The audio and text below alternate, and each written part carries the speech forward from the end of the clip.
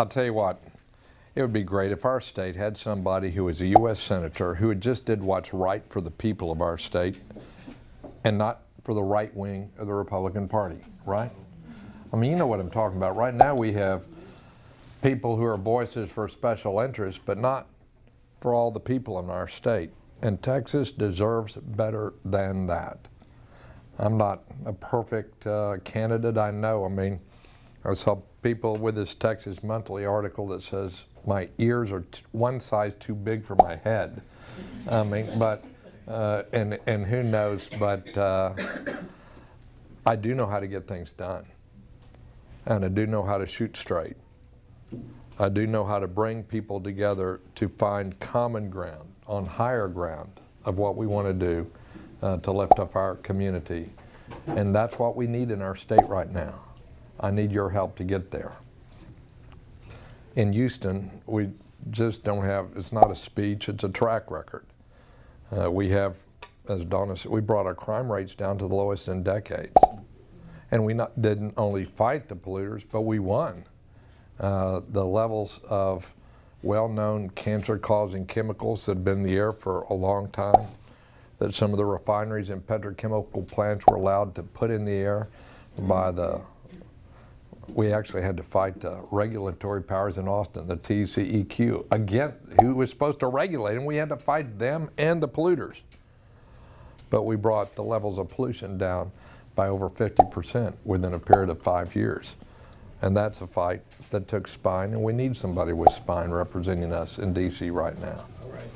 Right. You know, we need somebody who understands that the education of our kids and the training of our workers will determine the future of this country in a global economy. A skilled workforce, which basically translates into you funded an accountable public school system that's creating that skilled workforce. And that at all levels of government, starting with local school boards and cities, counties, states, nonprofits, and parents themselves in organization have a responsibility, and the federal government can make a difference too. We saw what it did. Now, I have a few years of experience. I don't remember the Eisenhower administration. I was about Layla's age, okay, her daughter. Official, legal, I guess, as of December 4th, we hope.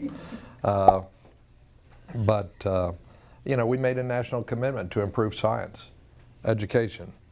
There's no old timer here. Remember Sputnik? Maybe Donna Beth will help me. But I mean, see, I need somebody my vintage, okay, to say we did it as a nation. We said that science and math were going to be important. We wanted world leadership. The federal government took a lead, bipartisan basis. We need that now today too, don't you think? We could do that. We need to cut the dropout rates, remove barriers to higher education. We need somebody in the U.S. Senate representing our state who knows something about the energy business. It's important for Texas. We need cleaner energy that's sustainable and secure and affordable. And for years I fought this, what do they call it, a deregulation scheme. And you heard what promises and commitments were made in the legislature, where it's going to lower utility bills when it passed. Anybody here seen lower utility bills over the last 10 years? And Austin is luckier than most communities because it has municipally owned utilities, but throughout the state we've seen utility bills and the investor-oriented utilities skyrocket. We've had to battle, and I helped lead the battle against people who wanted to permit a dozen new coal-fired power plants in our state, spew not only greenhouse gases, but mercury and other compounds in the air.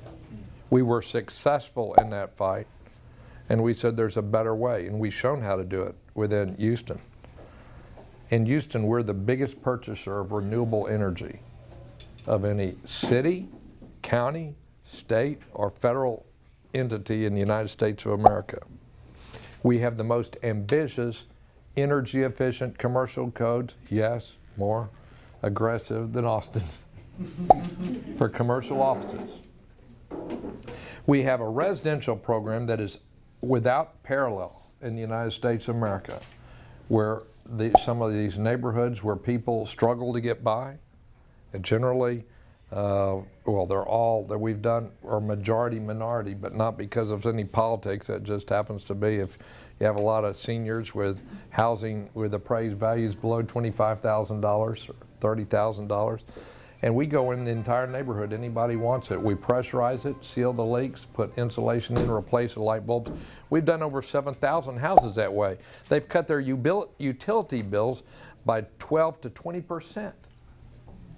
And you know what that does? It helps us all, because then we don't need those big new power plants. Wouldn't it be great to have a U.S. senator who understood how we could reduce greenhouse gas emissions and lower the utility bills for low-income consumers? I'd be that senator for you all. We need somebody who, knows how to balance a budget. Now that may seem, because oh my goodness, a lot of politicians say that, and people involved in government know how hard it is. Donna can tell you that, how would I say it, the governor relied on his close colleague, President Obama, to send money to balance the budget in Texas. Just a fact. I'm not stating that. Maybe the friend thing was not quite a fact, but in Houston, we did it the old-fashioned way. For 4.5 years, I built up surpluses when the economy was expanding, in case we hit a bump in the road with a recession or we had a natural disaster. Doesn't that make sense? If people say, oh, you can't turn deficits into surpluses, let me be your witness. I served as Deputy Secretary of Energy in the Clinton administration.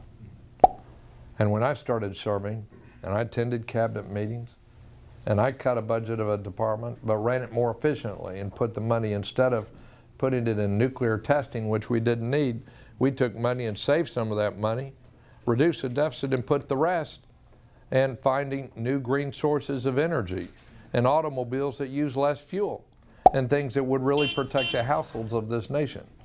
And the administration cut the deficit and turned it into surpluses. And wouldn't that experience be good for our state right now if we have somebody to do that? Now look, I'm proud of what I've done, and this is going to be a struggle because the politics of fear is still out there in our state. You know what I'm talking about. The people who've never run anything in their life, who want to pit one group against another and want to distract from the things we hold in common. People who, well, never mind. They do not understand the diversity of this state, do not understand it, are not inclusive. The people who pit one group against another group, they even do it within their own party sometimes, as you notice. That's their styles of politics. We need somebody who understands that if we responded like we did in Katrina and bring people together to get things done, there's no limit to what you can do. We need that kind of voice in D.C. right now. So I need your help. It's going to be a fight. All the politicians are wringing their hands about this and that and the other thing, especially the Austin-based consultants. But I'll tell you this, every day that we campaign and get this message out and add supporters is that day closer to a new day in the state where we could have a change in the political culture of the state and somebody who represents the future of the state and not its past can represent the people of the state. Thanks for getting together.